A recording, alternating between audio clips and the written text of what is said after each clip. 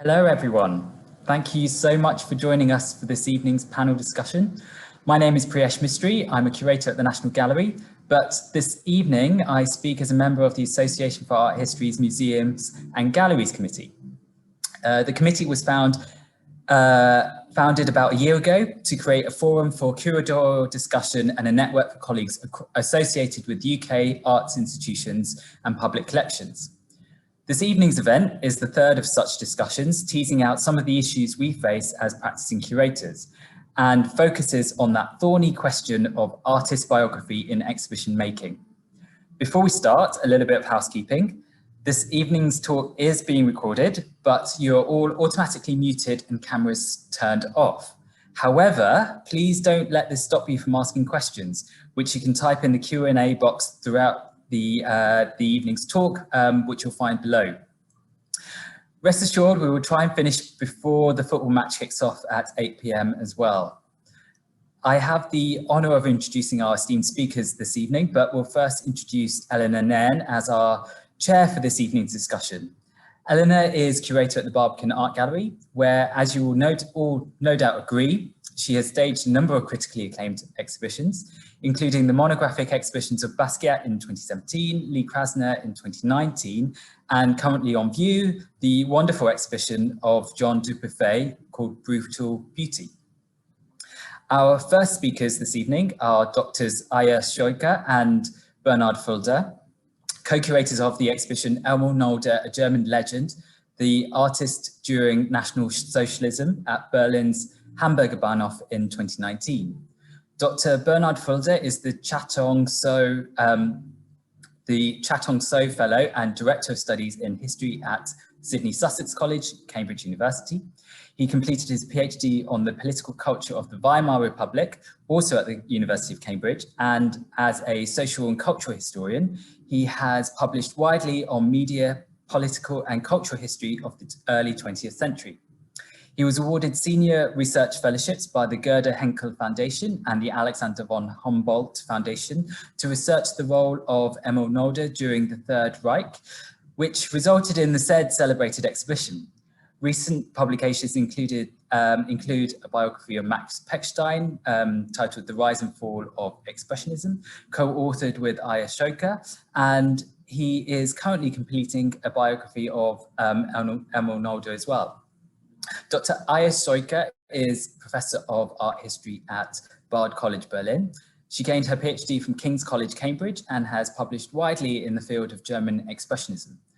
Alongside the aforementioned biography, she is also the author of the catalogue Raisonné of Max Pechstein's oil paintings and of publications on Die Brucker artists during the First World War, and in 2016 on Max and Lottie's Pechstein's journeys to the South Seas. In parallel to the Emil Nolde exhibition, Aya curated an exhibition on Die Brucker artists during the Nazi period at the Barbican Museum in Berlin.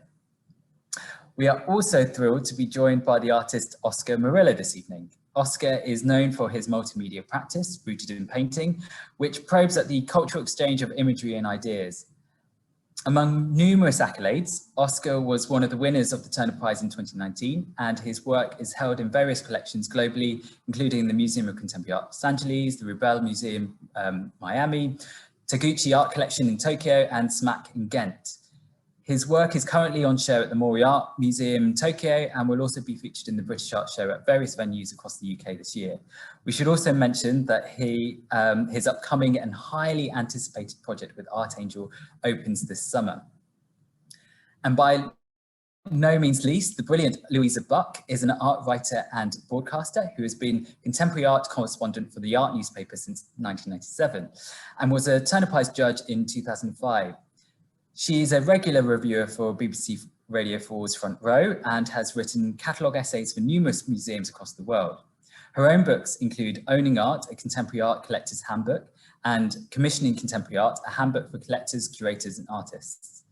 Over the last 12 months, she has been immersed in the interface between artist biographies, their career paths, and their socio-economic circumstances, while interviewing 40 artists of all generations to mark the 40th anniversary of AN, the Artists Information Company. So with that, and without further ado, I'll join you later for questions, but for now, over to you, Eleanor. Thanks, Priyesh. I have to say, every event should be co-parented. It's an absolute dream. Thank you to Priyesh. Thank you to everyone on the Association for Art History. It's such a kind of lively discussion that we have. So I am going to give a whistle-stop tour of my thinking about this thorny question on biography, the place of biography within exhibition making, before handing over to our brilliant speakers. So each of us is going to give a quick fire presentation or talk, and then we're going to have time for discussion and then loads of time for questions at the end. So as Priyesh says, don't hold back. So let's start with the technical bit and get some imagery up. So does someone want to give me a camera on and a nod to say that that's working? It should be working, okay. So this, excellent, thank you, Priyesh. So this opening slide is an indication, a trigger warning really, of some of the dangerously seductive imagery that is to follow, which might play some part in our thinking around the question of how much biography should interfere with the way in which we present artists. So I became a curator at the Barbican Art Gallery in London in 2016. For those of you who are not familiar with this space, it's the largest brutalist art centre in Europe, which means we have a lot of concrete and are an awfully long way away from the austerity of the white cube. The history of the Modernist gallery is intimately linked to the critical rise of formalism. So here's Clement Greenberg and a cascade of great white men. He said, quote, Picasso, Braque, Mondrian, Miro, Kandinsky, Brancusi, even Klee, Matisse and Cézanne derive their chief inspiration from the medium they work in. The excitement of their art seems to lie most of all in its pure preoccupation with the invention and arrangement of spaces, surfaces, colours. Although this argument has been made going back to the 19th century,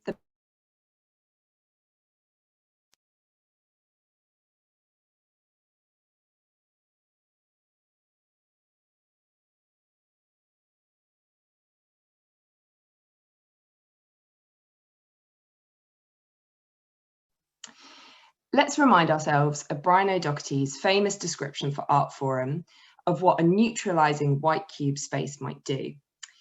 The ideal gallery subtracts from the artwork all cues that interfere with the fact that it is art.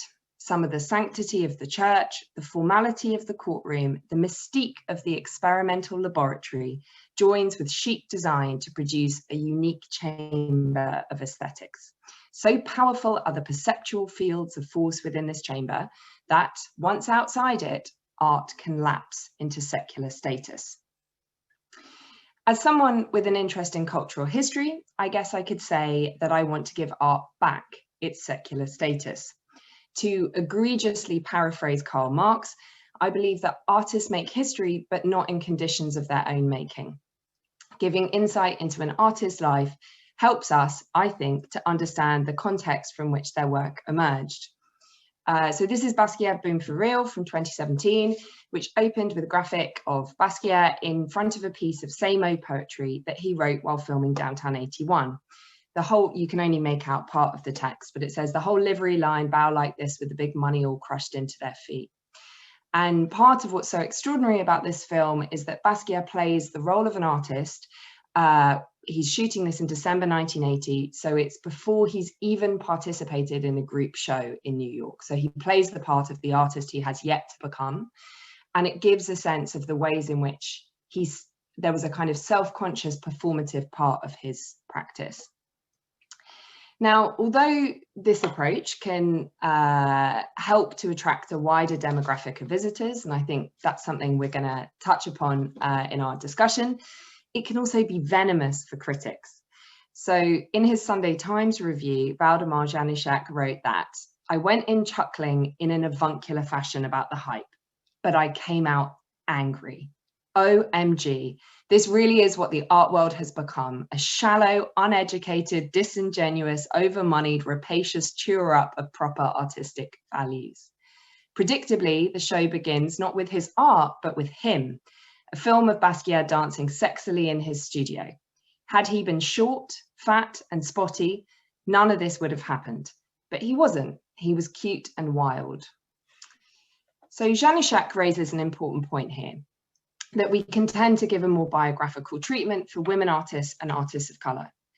My argument is not that we should strip those artists of any biographical insight, but maybe do the opposite, that we present all artists with this approach, provided that it doesn't directly contradict the ways in which they've asked their work to be seen.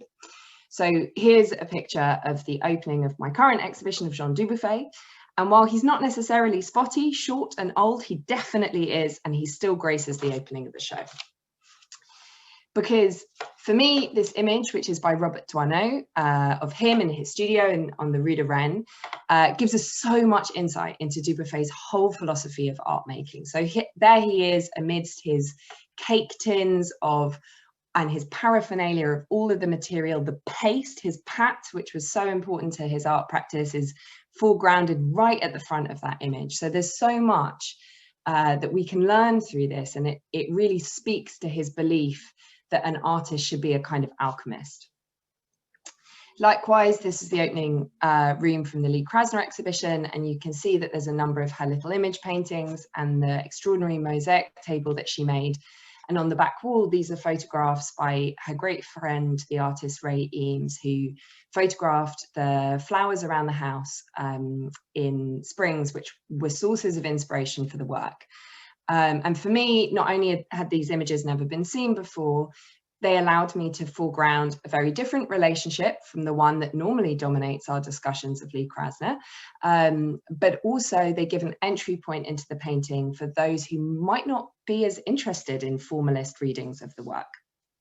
So, of course, curating is all about balance. And you want to give an impression of the historical context, but still allow the works to sing in their contemporary setting. You want to use photography and archival material to conjure the texture of the time, but you don't want to allow it to overpower the works. And one way that I've gone about that is to commission new videos made from unseen archival footage that allows visitors to hear directly from the artist about their approach to the making of their work. And since Krasner had a great deal to say on the question of biography, I'd like to end with her. I think all painting is biographical. I think you can read any artist if you take the trouble to.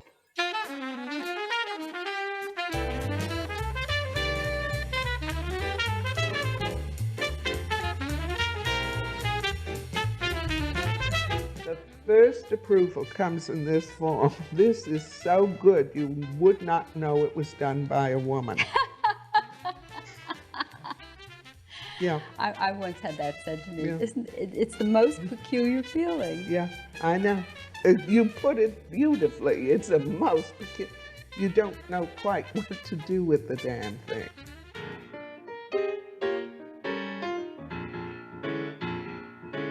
How does a painting incubate for you? Heavy, heavy. What do you mean? Trying to get into your head when you're standing there in front of that wall. You just take a deep breath and hope for the best and get into it. And sometimes, as I say, it comes through miraculously.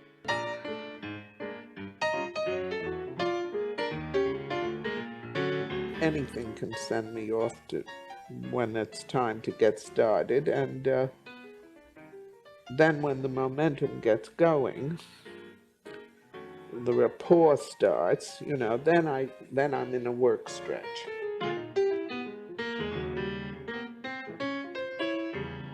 I did a batch of drawings. I had them pinned up in the whole studio. I went in one day, I hated them. I tore them all up and threw them on the floor.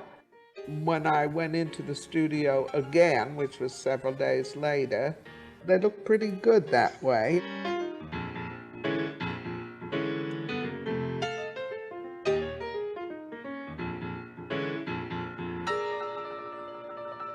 This seems to be a work process of mine. I'm constantly going back to something I did earlier, remaking it, doing something else with it, and coming forth with another, more clarified image, possibly. I don't know. I can tell when the thing is alive and going, and that, you know, gets me all my adrenaline going, and then I want to stay with it.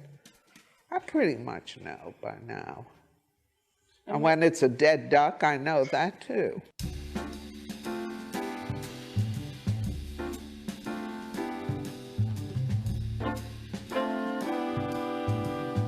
Color for me is a very mysterious thing. I might say, I haven't done anything in blue, I'm going to use blue. But then it's like it comes out green or alizarin crimson or something. I'm aware of that. I'm conscious of that kind of thing, but I don't try to change it. I don't say it's got to be blue. And I insist on letting it go the way it's going to go rather than forcing it. That kind of thing I hold on to zealously. I think that's the essence. You know, don't tamper with that. Don't will it. Don't force it. Let it come through in its own terms. Thanks, everyone. And I'm going to hand over to Aya and Bernard to speak next.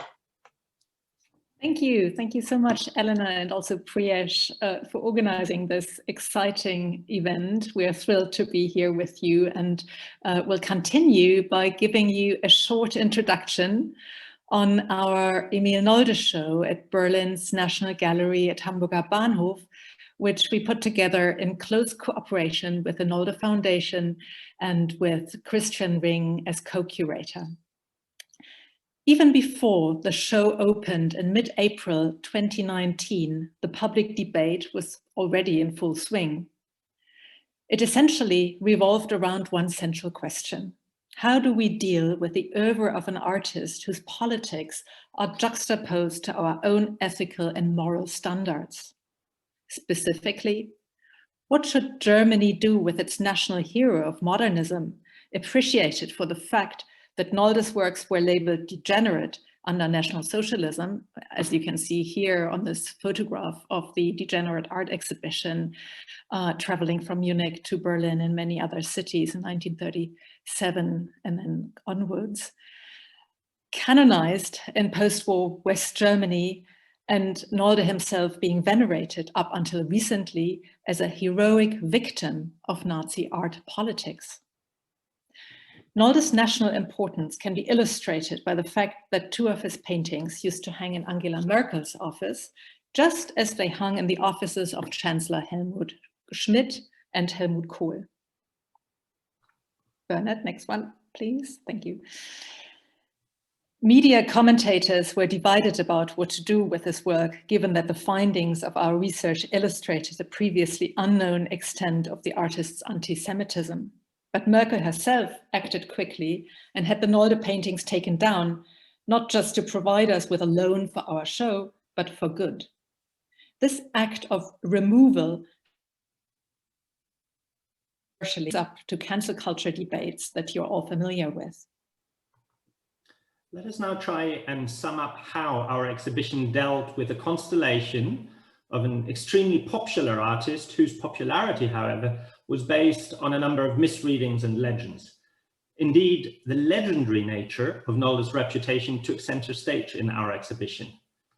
This was not meant to showcase specific great artworks for which a little historical context was also provided. Instead, we'd undertaken a 5-year historical research project into Nolde's involvement in the Third Reich, and the exhibition was meant to showcase the results. Conceptually, we aimed to connect biography and art, text and image, but also to point to the tension between autobiographical self-fashioning on Nolde's part, art historians and other contemporaries' appropriation of this artist's myth, and actual historical facts. Our aim was to generate a more nuanced understanding of the artist's position during the Nazi period and to deconstruct existing myths surrounding his opposition and victimhood as a degenerate artist. Another aim was to also include his artistic production within this reassessment and to ask in how far his art was affected by his ideological beliefs and biographical situation. Finally, we wanted visitors to understand the path dependency of the Nolde legend.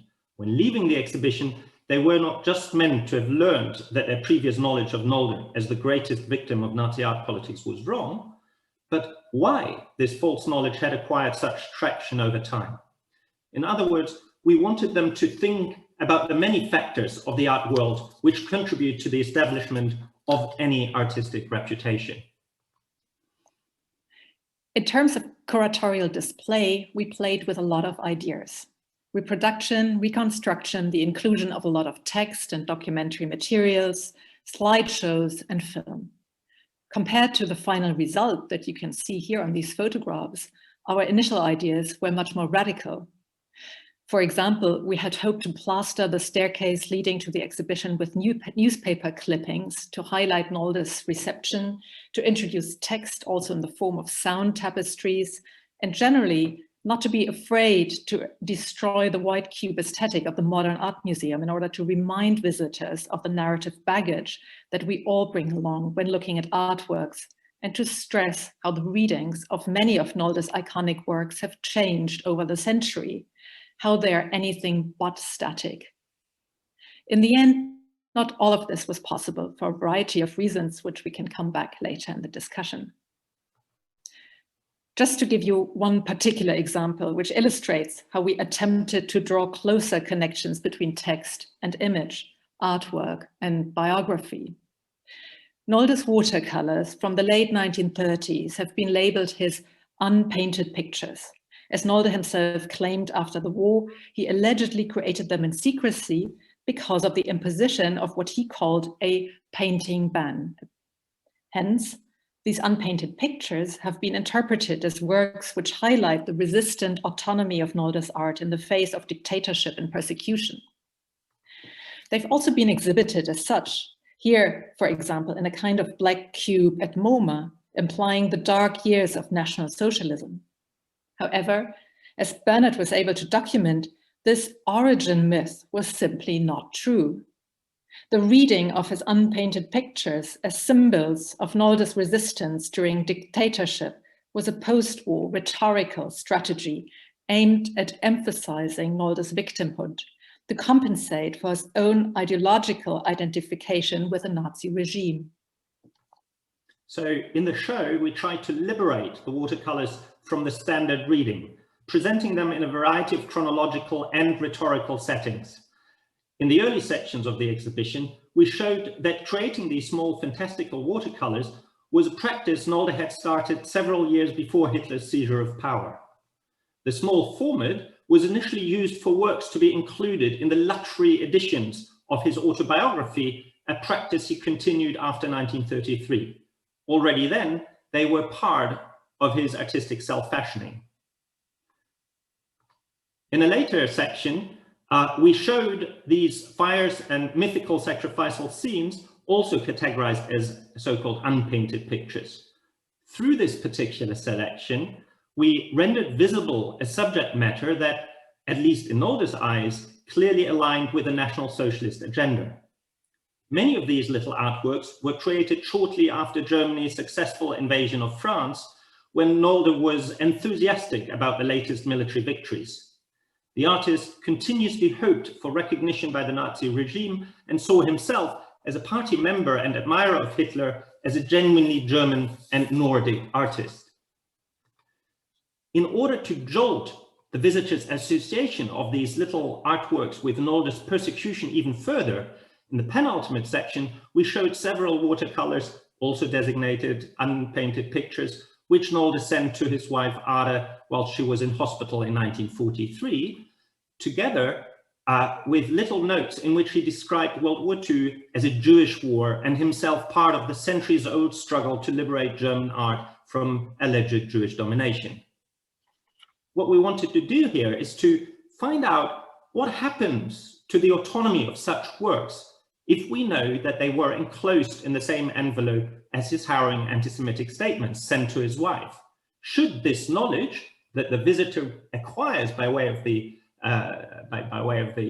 documentary display just in front of these artworks, should this knowledge affect our reading of the art? Can we separate Nolde the writer from Nolde the painter, not least in view of his wartime plans to publish a selection of these watercolors in conjunction with a selection of his contemporary reflections. In the show's final section, we literally deconstructed the post-war publication of some of these unpainted pictures a few years after Nolde's death by art historian and curator Werner Haftmann, a very influential figure in the German post-war scene. A publication which contained no reference to Nolde's anti-Semitic aspirations of the 1940s, of course. We consciously operated with reproductions here because we wanted to highlight the importance of the mass media, which reflected much of the 1960s cultural and political context. Here, visitors were meant to form their own opinion of the curatorial decisions and indeed the omissions which characterized Haftmann's Nolde. It was this version of the heroic, resistant Nolde which was to become hugely popular in Western Germany, especially after the literary success of Siegfried Lenz's best-selling novel, German Lesson, which was loosely based on the Nolde myth. It was this literary transfiguration which finally turned Nolde into the darling of West Germany's political establishment. Now Helmut Schmidt proclaimed him his favorite artist and redesignated his office in the Chancellery Nolde Room. As we tried to show with the final installation of the exhibition, without the novel of the North German writer Lenz and the cultural political tradition started by his close friend, the North German Helmut Schmidt, it would have been unlikely for the North German Angela Merkel to have fallen back on Nolde when having to decorate her new office in 2006. It was a specific Nolde brand she put up on her walls, not simply artworks which she happened to like, but at the same time, this was nothing new. Texts about Nolde had operated as invisible frames for Nolde's art from the very start of his artistic career. Thank you. Over to Oscar.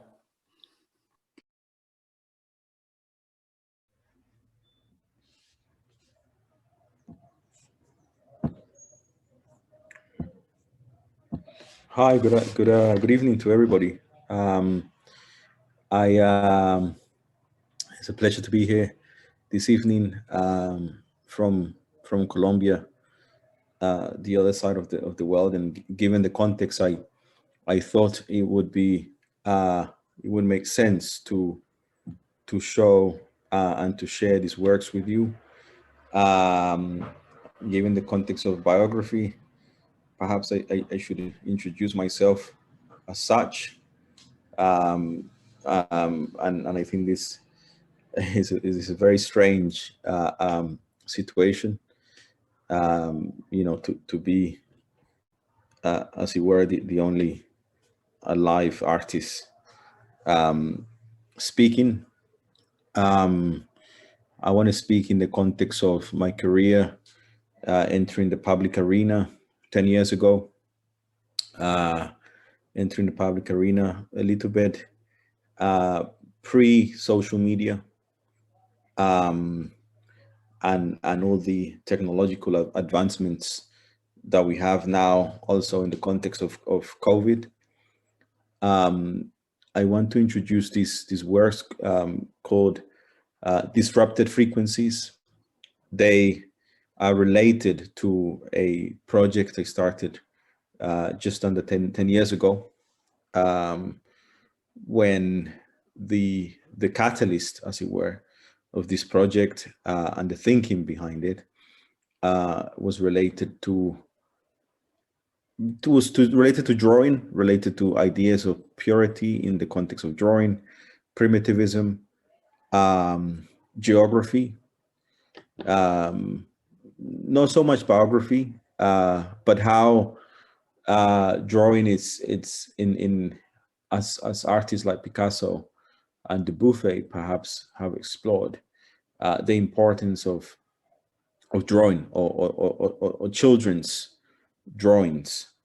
And I am fascinated by that purity also, but instead of trying to unlearn and to enter a state of the unconscious process of mind to hand drawing, I started frequencies by collaborating with students, secondary school students. I started the project here in Colombia, in the town where I was born. And subsequently, I started to spread frequencies throughout different towns and cities around the world. This was accelerated by a collaboration with my wonderful friend and sociologist Clara de Blanc, who very early on, it was key that to develop and to protect a relationship with children, we created a foundation, and the foundation, it's here to develop intergeographical relationships with children and the institutions in which we have collaborated. I want to share these images with you because it is more than the idea of the biographical. I want to discuss or to think, particularly in the context of these paintings, to think about culture and to think about cultures and how to distill the purity of such from the idea of these canvases on a desk of a child for 6 months act as a recording device, of architecture, as a recording device of a thinking process. That thinking process is both a conscious and an unconscious process, and that is the order of these works. It is also the idea of the frequency. The title comes from a desire to eradicate, the singular place, and coming from the equator here in Colombia. I think the equator for me acts as on one end as a non-political, because it cuts the earth through the middle, and the idea of the frequency is the possibility in which you can go up and you can go down at whatever length and whatever frequency or whatever kind of speed, and after several years of developing this archive, the original archive is composed of 40,000 canvases. The archive is kept in my studio in London, and the foundation, who is run by my colleague Clara, is undertaking several projects with the institutions that have collaborated.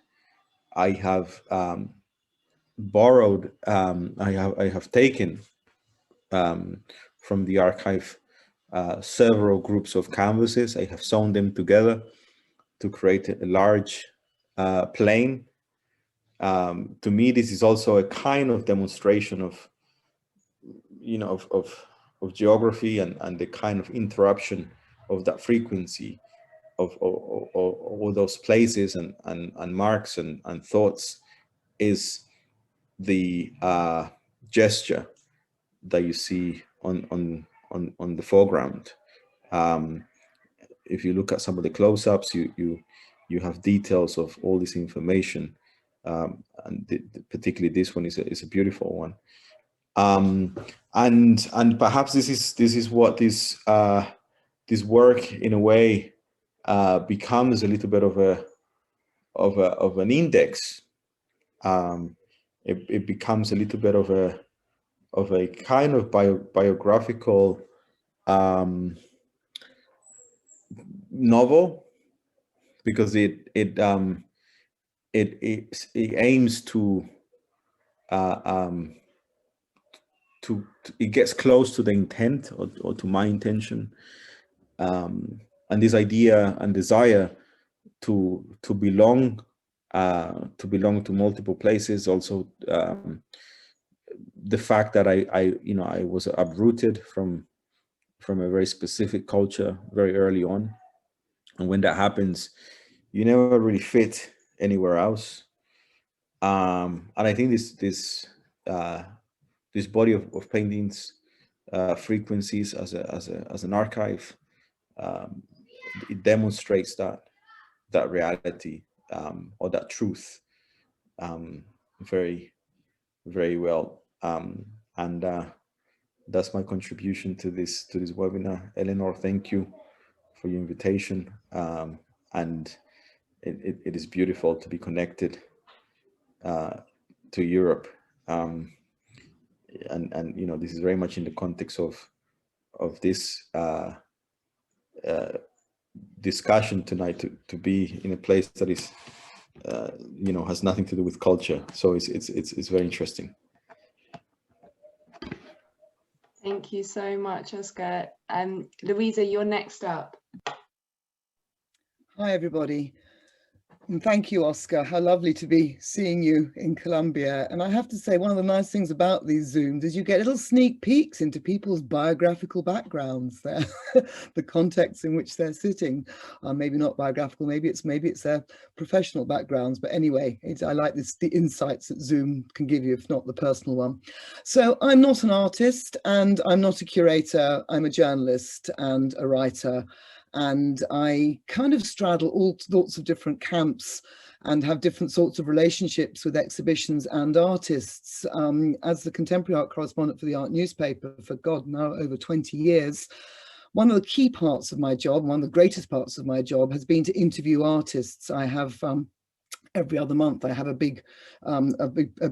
a large amount of the Art newspaper, a couple double-page spread where I can talk to an artist who's having an exhibition in that month. And it's been a whole wide range of different people.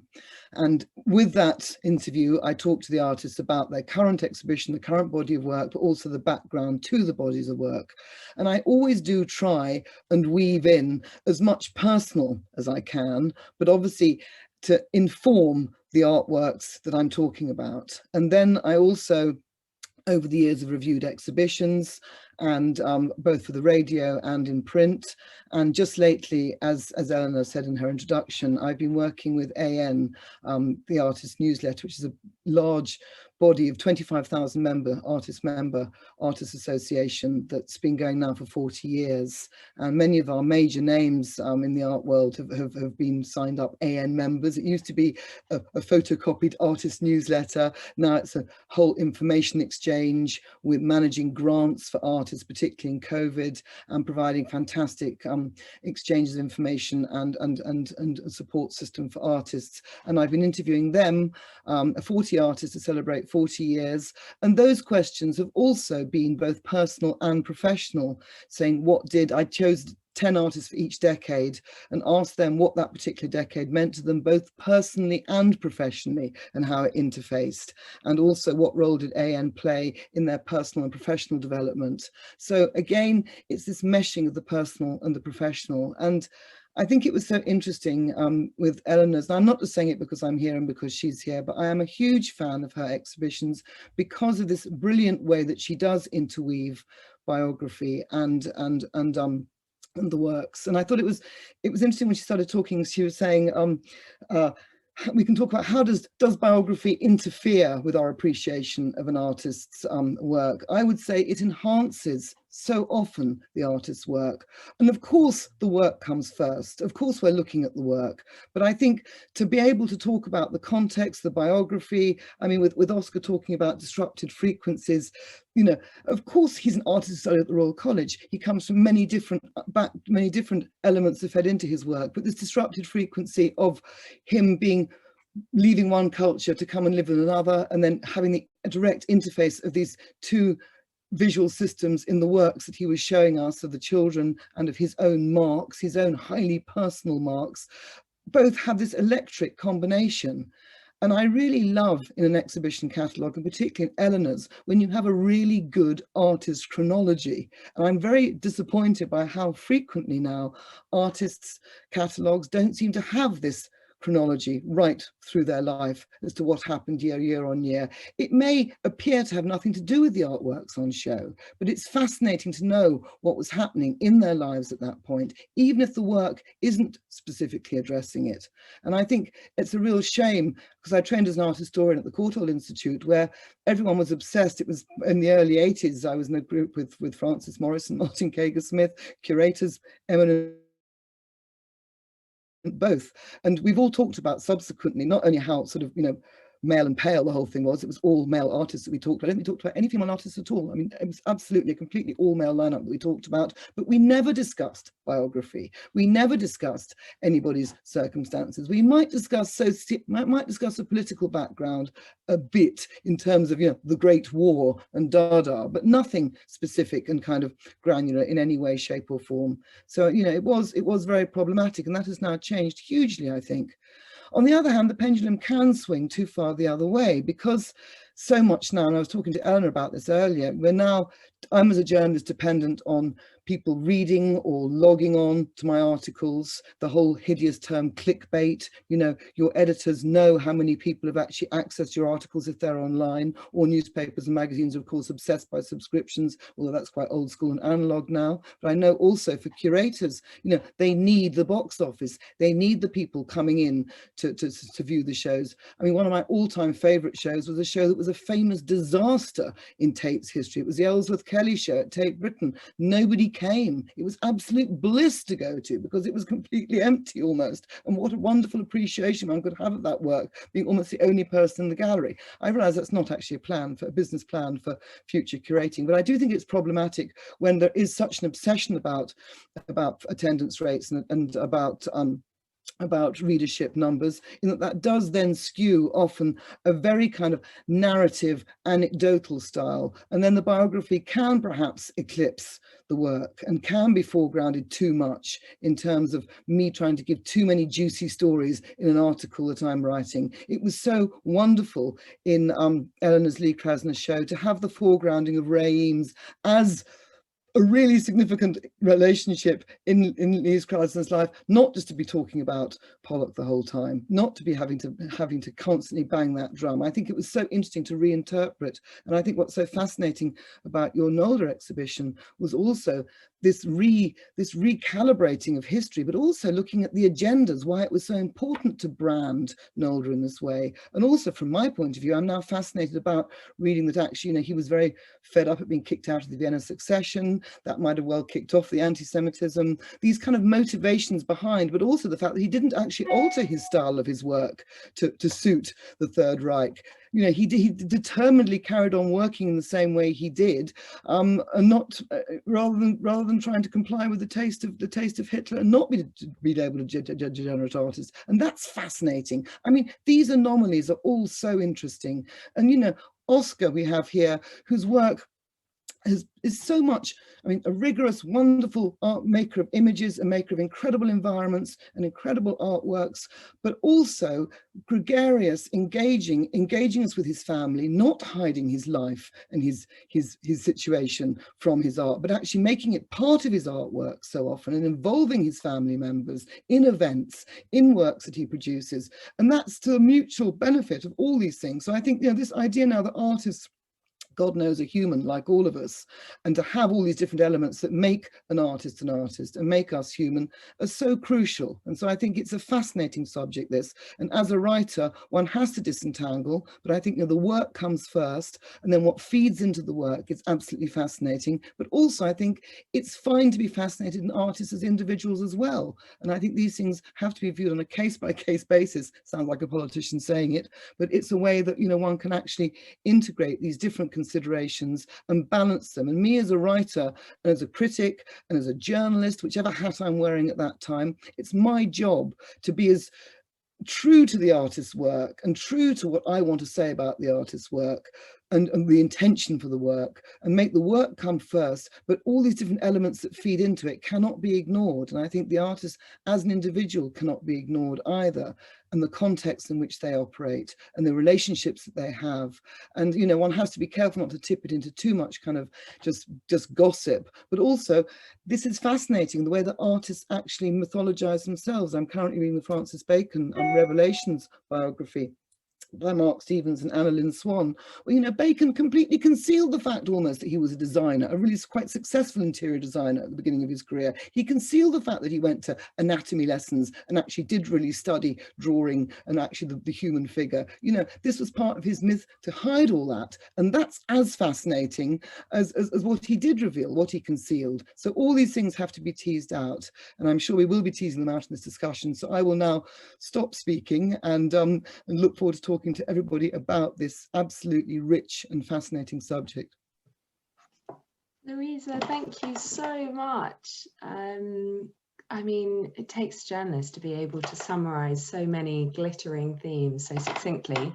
So we're going to chat a bit basically now. So if everyone wants to put their cameras on, and this is a good moment to remind all of our wonderful speakers, I've been through your names. Billy Mann, I know you're there. Martin Kager-Smith, you've just been referenced. We know you're there. To remind you that that's what the Q&A function is for. That's what the chat box is for. So throw your questions in there and we will tackle those either as we go along or maybe at the end. We'll see how we feel. Depends on how that works with Priyesh. So there's so many different areas I want to get into. I mean, one thing I was going to ask was, has anyone read this, the new Rachel Cusk? Because it's so great.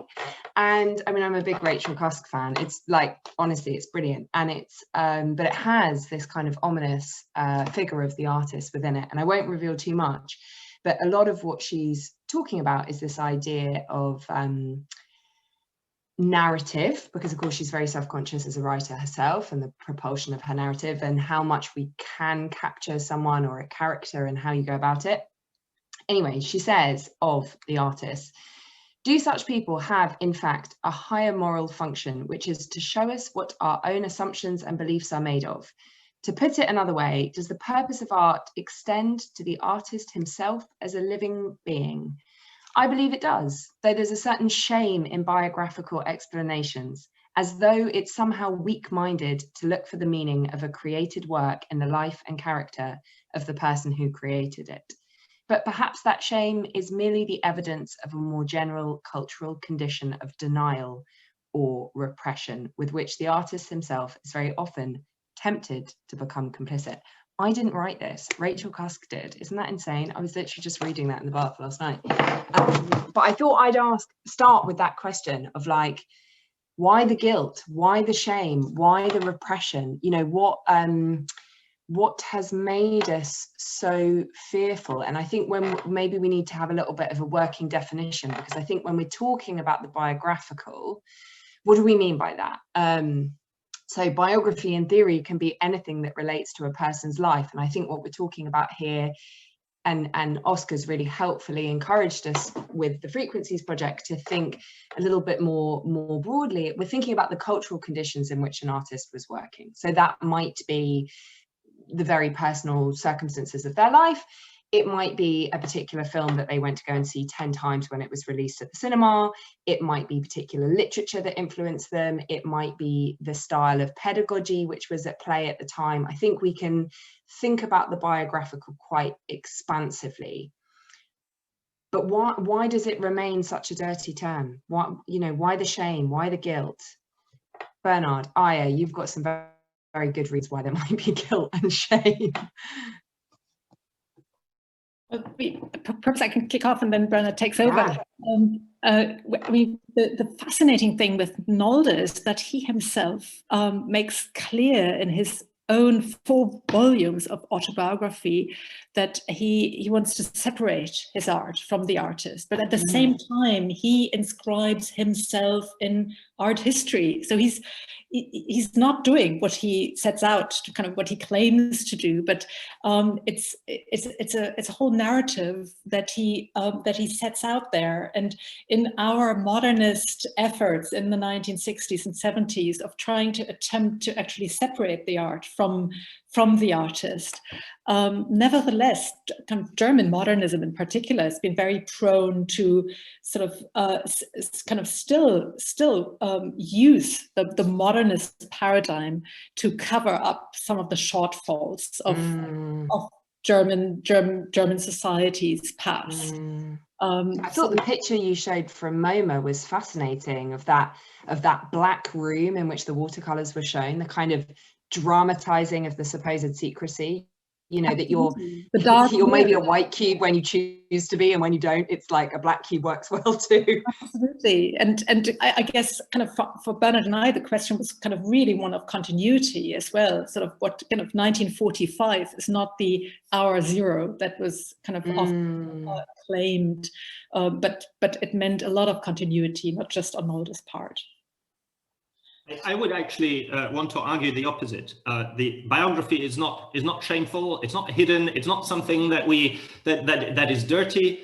That in terms of Nolde at the end of the 19th and the early 20th century, biography, the life of artists was everything. That his socialization. I mean, the point in time when he was like Oscar, a young up and coming, sort of starting to be exhibited by the leading, as it were, art galleries of his time, he had just witnessed the, as it were, the rocket traveling to stardom by Vincent van Gogh, recently deceased, and written up by art critics, by people like, essentially Louisa, but writing a bestseller, right? I mean, like hugely successful life and work of Vincent van Gogh, and all of a sudden, this dead man, youngish, becomes the new superhero of contemporary art. So as far as Nolde was concerned, from the word go, the question was, how can people see the genius in his artworks? And so he was cultivating art critics. He was giving them the best press reviews that he kind of got hold of. He then very early on started to pay for a press clipping service so that he could, because he wasn't very good with words himself, that he could provide his fans, his collectors, art dealers, etc., with written evidence of his own star qualities, if you want.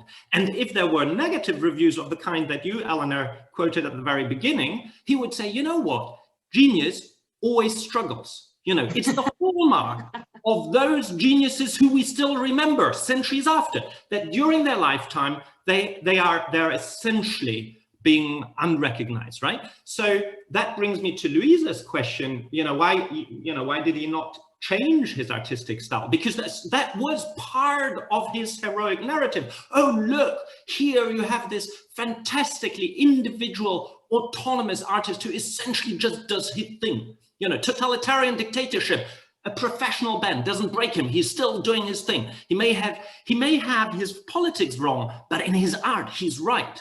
Right? So that was one of the conventional narratives we really wanted to change, because we wanted to show that he and Hitler were like this as far as their art idealist, sort of neo-romantic idea of the great genius artist struggling during his lifetime was concerned.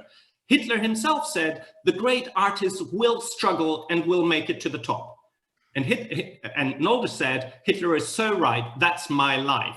And he will need to see that. So he wanted to convince the leading art functionaries by way of references to his struggles at the hand of the alleged Jewish establishment. The other thing was, and this is where it gets tricky, where I'm pretty convinced that a lot of, probably like a third, or possibly slightly less, I hope less than a third of the visitors of our show, 150,000 in total, will not have noted. They will have gone through and said, oh, isn't it interesting he doesn't change his style. We don't think it matters that he didn't change his style, because what's much worse is he changed his subject matter. We started in the very first section, we said his entire artistic reputation, the first painting with which he makes it into the Berlin National Gallery, is a work of Jesus Christ, of Christ and the sinner. And that was because he was touted as the, as it were, Renaissance man as far as German religious painting was concerned, the modernist who reinvented religious painting. So lots of Old Testament and New Testament subject matter. And then in the early 1930s, after the seizure of power, he sets out to write a program of how to get Jews out of German society. Unfortunately, we only know that he did. We don't know how he wanted to go about that. He wanted to send that to Hitler. So he's for the division of German and Jewish life. And then he stops painting religious subject matter. He stops painting Jews. He doesn't want to paint any more Jews. So all of a sudden, before any Jews are being shot by Germans invading Eastern Europe, Nolde stops producing. He doesn't kill, he doesn't destroy his old artworks, of which he's rightly very proud, but he's turning away from Jewish subject matter. We thought that was actually pretty shocking, but how do you visualize this absence in a show that's meant to communicate his art? So these are, yeah, complex curatorial questions. And I think one of the reasons why I was so excited to hear you guys speak is because, you know, you were inventing strategies as you went along to be able to present these ideas and to be able to present silences and repressions as well as what had actually been kind of out there in the public domain. Martin Cager-Smith has, like a good man, risen to the challenge and put in two questions here, both of which relate quite nicely. One of which is to say, are the myths that artists weave around themselves not as interesting and revealing as objective facts, which I think they are, and is part of what you're saying here, that the very kind of history of how an artist has framed themselves or how they kind of want to be thought of. Certainly that was the case with Basquiat, who was a great self-mythologizer, that you're not just, there's no such thing as being able to present in cold, objective terms how an artist thought of themselves. You have to kind of engage in the kind of whole apparatus around them. But also he picked up on something else which is important, which is that I had mentioned in my opening, the idea that a contextual approach is important unless the artist objects. So that line was actually very much intended with Frances in mind in relation to Agnes Martin, that, you know, here I am saying, let's have all this like gorgeous contextual imagery, let's have video, let's have the artist's voice, let's have text, let's have all these things in balance. But what about someone like Agnes Martin? Wouldn't that be a kind of total travesty to do that to her, because she was so clear that that was not how her work wanted to be seen? But Martin said, is this fair? And what if the artist is dead, but would or might have objected? So Nolde's a good example of where Nolde would probably never have wanted you to have presented the work in the way that you have. So should we always be necessarily using the artist as our lead determinant of how we present their work? And Oscar, you very sweetly said, it is slightly strange to be on a lineup of speakers in which I'm the only artist who is alive. And one of the reasons why we wanted to ask you to contribute is because Priyesh and I were thinking that it's all very well to have a bunch of art historians or curators kind of discuss amongst themselves what they think is the appropriate gesture. But we were thinking, what about a retrospective of your work in 100 years' time? You know, how much would you want your the cultural conditions in which you were working, some of the circumstances of your life, how much would you want that to frame your work? How much should your voice determine how we present your work in 2121?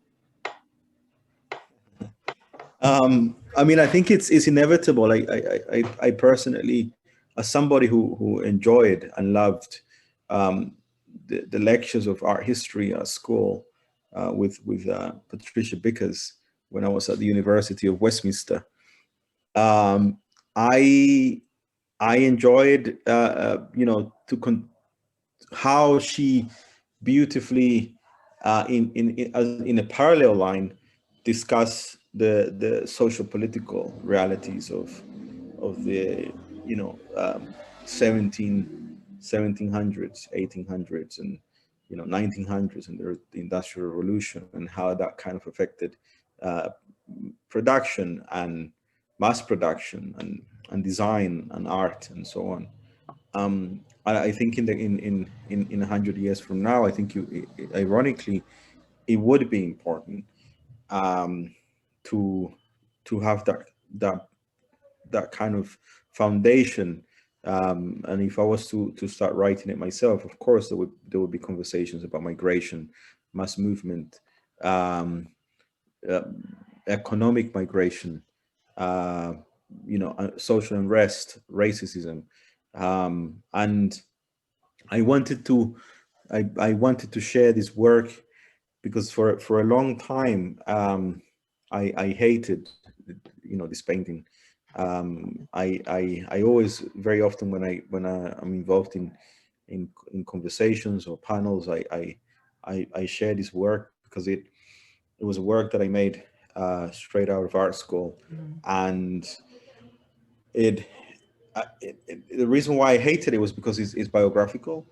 I think there are very three important components that I still carry with me over 10 years later, which is gesture, a kind of monoprinting technique with oil painting, and the biographical idea of putting a word that is related to Latin American food or food in general, food, and this idea of community sharing. I thought about it very, very often when I was about to make these kind of works, because I could have easily had done it through a kind of documentary or through photography or through video, when you document kind of social events or family events, and food. It's with it, regardless of your background, food is very often this epicenter of gatherings and so on. And these word paintings, as I call them, it was about kind of embracing who I was and kind of carrying my family on my back, but to do it in a way that it was also challenging, I guess, back then. I think back then, 10 years ago, particularly in Europe or even in the States or in the art world in general, in the Western context or in anywhere in the world, conversations about the highly developed discussions of race and how the commodification, the commercialization of race, particularly in the African American context, was not even in the horizon. So for somebody like me to enter the market in with the velocity and the ferocious force that I did, and to be criticized and to be to be this kind of hated figure, in the small kind of speaking circles of social media, beloved in many circles.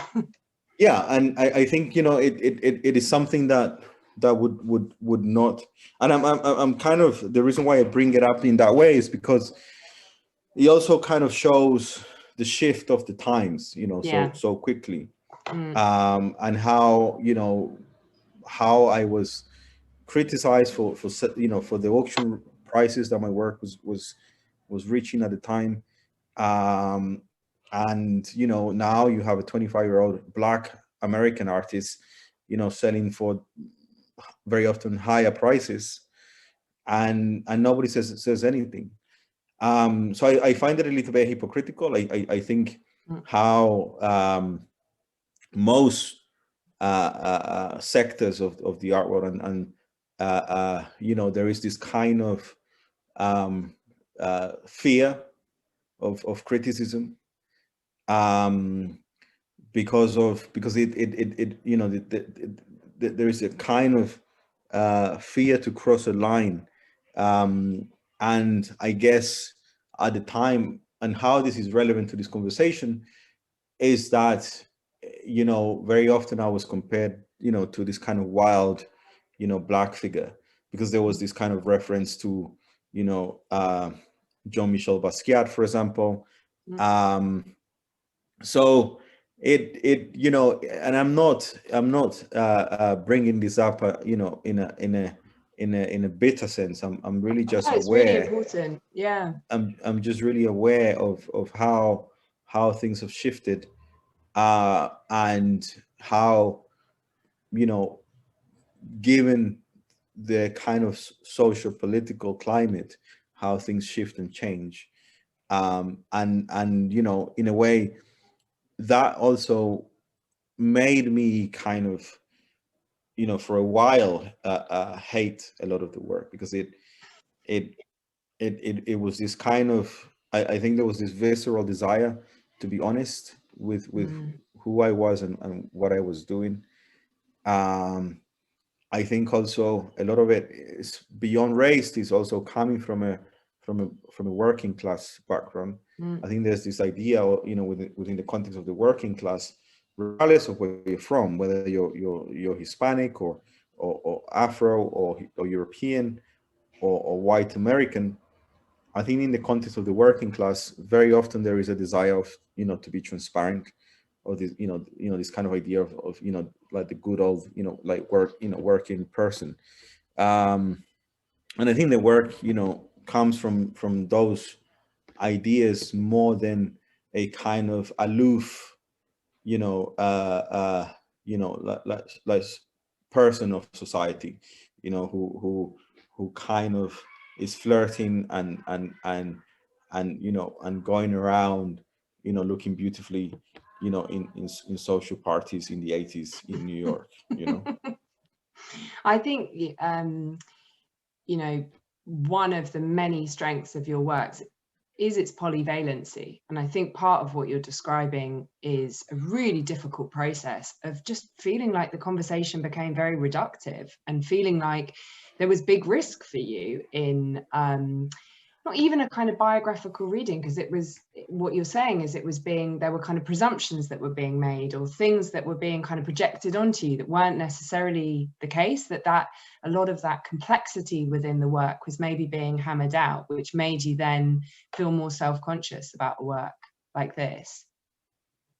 Yeah, absolutely. I think that's, yeah, absolutely. I think then, after being able to work through that process, and I think it became, you know, it became a kind of a frontal fight, I think. And you know, I think years later, and through the exploration, the diverse kind of projects, and how the practice really expanded and kind of opened up its curiosity through different paths.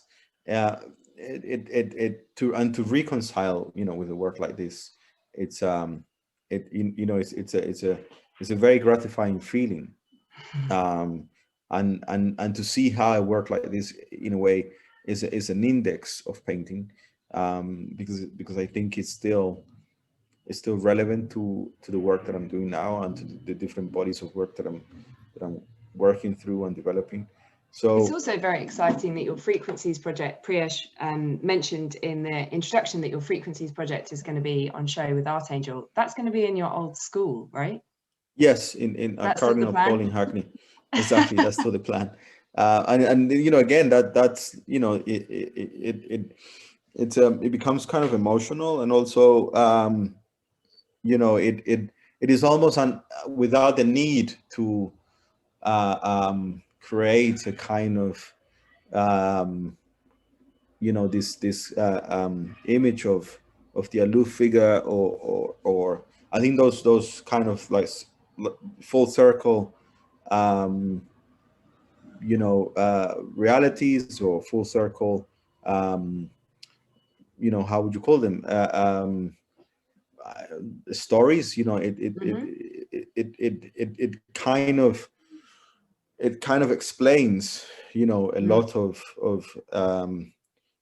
the emotion, you know, of the work, and where the work it's coming from, you know. It's but you brought us to a really important question, which has been kind of right in the front of my mind, and I sort of want to address it to everyone, but maybe Louisa first, which is about the question of when is the biographical gratuitous? Because that's so often the question that I'm asking myself, like, when is something integral to our understanding of that artwork, and when is it just a kind of juicy or fascinating bit of information? Because as human beings, we are salacious, you know, we love gossip. That is so innate within our nature, I think, definitely innate within me. So how do we navigate that line? We all, you know, the slowing down past the car crash is in all of us, you know, and it's not pretty, but it's there. And I think it's very, very problematic. And I think it's your job as a curator and my job as a writer to tease out what is actually relevant to the work, to the artist, to what's important for the artist. You know, I don't need to know the intricacies of Oscar's love life, but I'm very happy to know about the aspects of his family, the aspects of his family life that he chooses to foreground in his work, to bring to his work. The school that is his school, he used the word emotional. That was such a dirty word back in the day when I was studying art, as was decorative, as was, you know, there are these kind of words that now you can be subjective, you can be emotional, you can, if something is gorgeous, the word beautiful was a dirty word as well. I mean, these are obviously very broad terms, but I think it is really about the selection and the integrity, both of you as a curator, me as a writer, and of the artist's intent for the work. And I think Martin's quite right in his comment that, of course, what artists choose to mythologize, choose to lie about, choose to fantasize about, our fantasies are as much part of us as our realities. And I think it's the job of a good writer and a good critic, and also one who's got to fulfill other agendas, like, you know, communicate to many different levels of people. It can't just be people with MAs from the Courtauld Institute. It can't just be specialists anymore. There's a generalist audience out there who might be highly informed in many respects, highly educated, but perhaps not specialist. And we've got to hit all the right notes. And it's bloody difficult. And I think it is case by case. And I think what an artist didn't want to reveal, certainly Nolde didn't want things to be revealed about his politics, his life, his mythologizing that you're revealing, but you're doing it with a profound interest in the man, a profound amount of research about truths. And if you're presenting multiple truths, and maybe the lie that tells the truth, to coin the old cliche. And I think I'm giving a very rambling answer because there ain't no easy answer. And that's what makes our life and our work so fascinating. That's what makes art so fascinating, is it's full of conundrums and complexities. And, you know, yes, of course, we love the details, the juicy details. But I think, you know, you have to turn down the thermostat so it doesn't eclipse looking at the work and looking at the artist as well. So it is a very nuanced thing. You've got to be very careful. But I also think there's no harm in great biographical detail when it's relevant and important. This relates to a question that's come in about that sort of moral duty, I think, as a curator as well, to, I guess, to an audience, and perhaps an underrepresented audience. So Alan Madden's asked, with LGBTQ plus artists, is there a sense that a focus on biography, and specifically on their sexuality, is an act of reclamation of queer identity that rightly disputes and disrupts assumptions of heteronormativity, or does it risk being reductive? So in a way, is there also a duty to kind of respond to these social needs as well by relying on a sense of biography? I think it's such a good question, and I can only speak as a visitor to something like the Jasper Johns show, for instance. It was at the Royal Academy, and obviously Johns was very, very closely involved in how that show was curated, and there was absolutely no mention of his queer identity. Especially, he's somebody who obviously had a number of relationships with other artists, which you could arguably say were very relevant to the development of his practice. And I love Johns as an artist, but if I'm honest, I found it quite cold, because there was so much of that I really wanted to for there to be space for within the exhibition. But at the same time, as you say, you have to be careful not to be reductive. And there are some artists, you know, and Johns is one. He's alive, he's well. You know, when the show happens in 2121. Maybe it will mention Rauschenberg, like, you know, so maybe that's part of what being a senior figure allows you to do, that you can dictate that in that way. But certainly that did feel a loss to me. Any other thoughts on the panel about that? Perhaps coming just briefly back to our artist Nolde and the question of what to do with sort of gossip and the stories out there. In Nolde's case, they are out there, and there are so many out there, and they've been out there for over 100 years by now. For us as curators, one of the challenges was to kind of try and encourage the audience to reflect about how we read these images, how these images have been framed. So to step back a little bit, you know, to treat these stories, as myths, to deconstruct them, and reflect about how we look at paintings and how we look at paintings differently when the context changes, when the set of questions changes. And there was an interesting question also here in your Q&A list, kind of that was kind of raising the question about kind of what we wanted the audience to take away, and that brings me. Yeah. And that was actually that was fascinating for us as sort of amateur curators, if you like, kind of as kind of since we're kind of mostly sort of teaching as well, and this has been one of our first exhibitions, that there is of course a kind of gulf between curatorial intention and kind of what many visitors might take away. We've got a fascinating 6-volume visitor book, which kind of lists entries that go into all different directions, and just show that kind of what we try to get across is not necessarily what visitors took away from the show. And I guess that's fine. That's perhaps a little bit like artworks. Once you put it out in the world, it's sort of it leads an autonomous life, and exhibitions do too. But it's a really interesting question, because part of what it gets at as well is that often, not always, and I think you guys really buck that trend, we want our visitors to fall in love with our artists, and we want our artists to be poster images of our own progressive, you know, early 21st century, largely liberal international art world politics. And, you know, that's a real danger, I think. Can I just say, I don't want to do that. As a historian, I want to make the subject matter that I'm writing about as interesting and fascinating to read about as possible. But, you know, I'm writing on Nazi genocide. I don't need to write about victims to trigger empathy. I need to actually make people understand that people like those on the panel here, you know, university educated, you know, middle class, successful, we're part and parcel of the genocidal machine. How come? How do we understand people? You know, so no, I think there's something fundamentally wrong with curators continuing to think that they are operating in the sort of halls of sort of art religion. That what they are operating in is a celebratory public, not a critical public, not one where you can say this is a pedophile, hugely problematic person. Why do we still show his work? Well, let's tell you without this being, as it were, a public, as it were, apology for something that are more, you know, in the case of Diego Velázquez, no one is asking about his views on Jews or the Spanish Inquisition or his many sort of,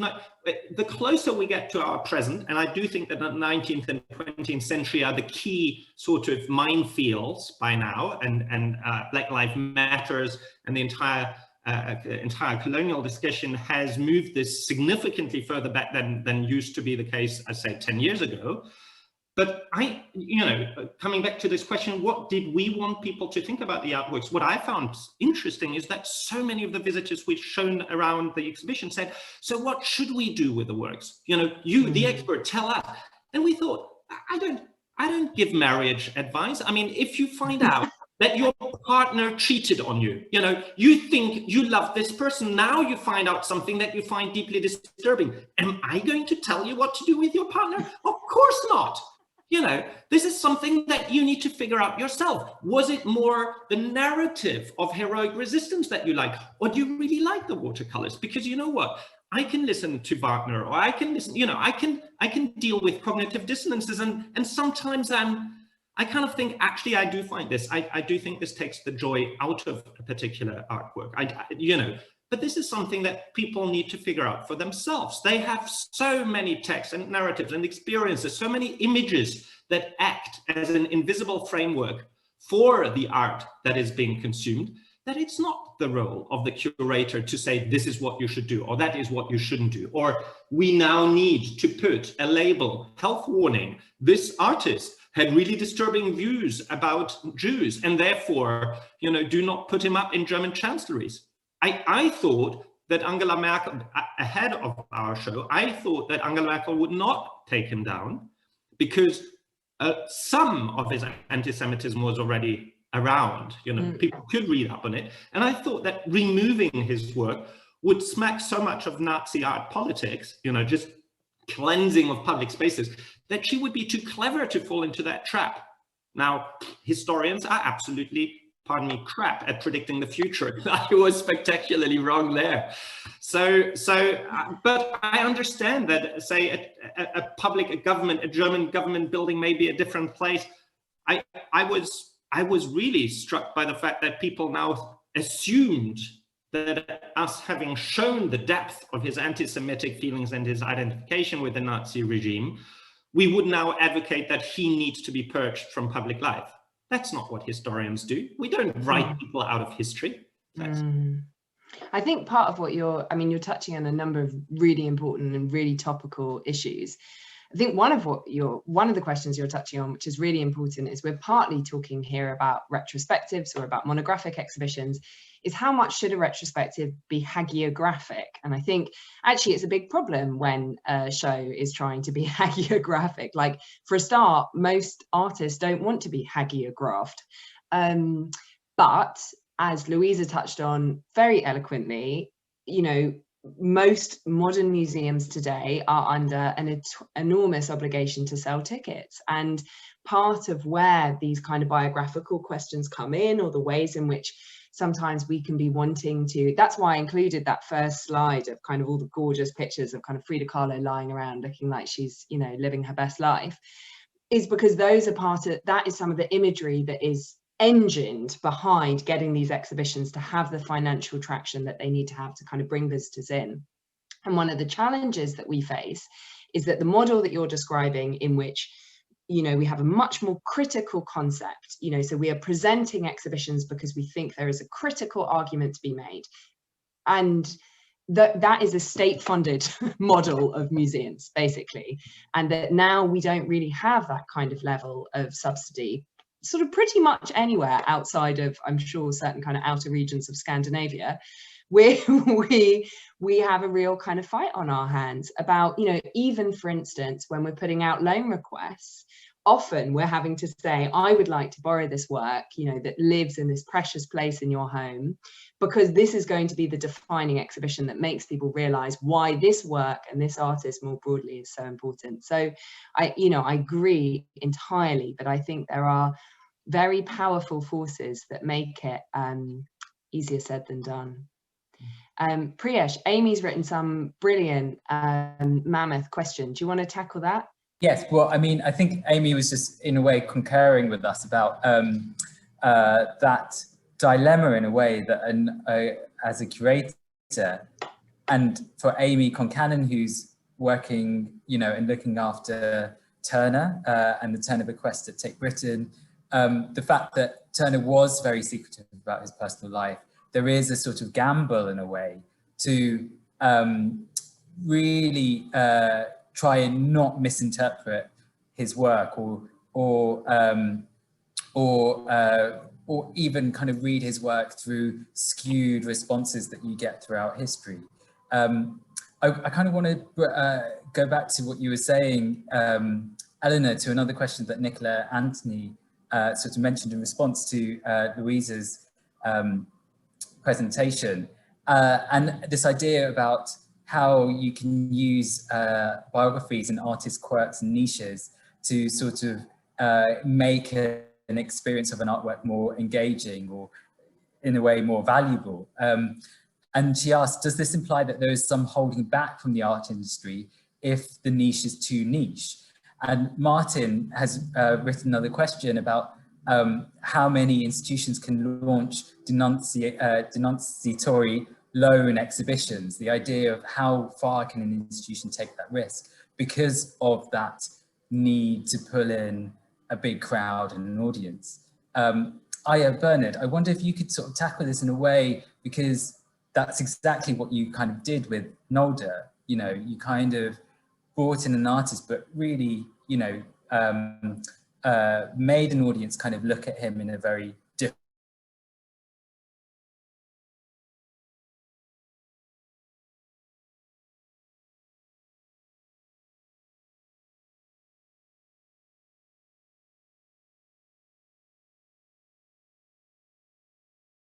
Exactly, we're very close.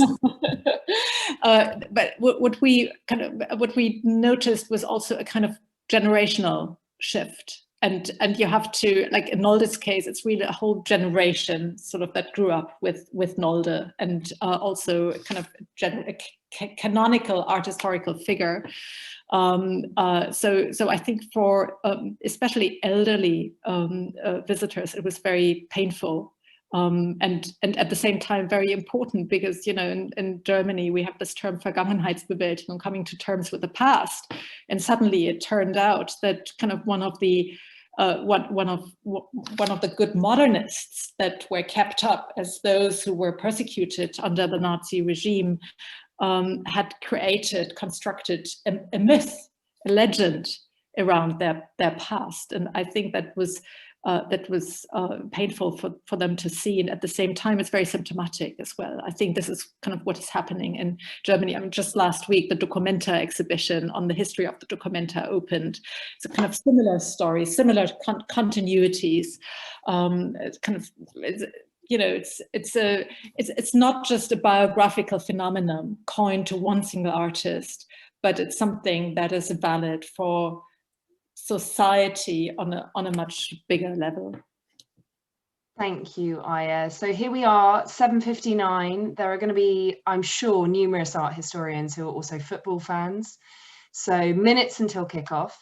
So I think this is the moment to say thank you to everybody. I mean, this was an enormous topic to attempt to address. And really what we're wanting to do with these conversations is begin to kind of open up a bit of discourse around these questions and begin to let a bit of air in, and hopefully they will open out and breed their own little days or, you know, gorgeous weekends away when we can begin to travel again and international conferences are a thing. But thank you so much, because between you as speakers, you've allowed us to tackle so many different angles on this question, from the very kind of inception of an exhibition to the making of the work that goes into that exhibition, to the hanging of it and the curatorial strategies, to how we then write about it and engage with those artists and curators behind it. So God bless. Thank you very much. Think carefully about what you reveal about your personal life and who you reveal it to. And yeah, looking forward to coming back together for the next of these conversations. There'll be a rolling series. So thank you, everyone, and enjoy the football. Bye. Thank you. On the Elena, thank you very much. Bye. Much love to everybody.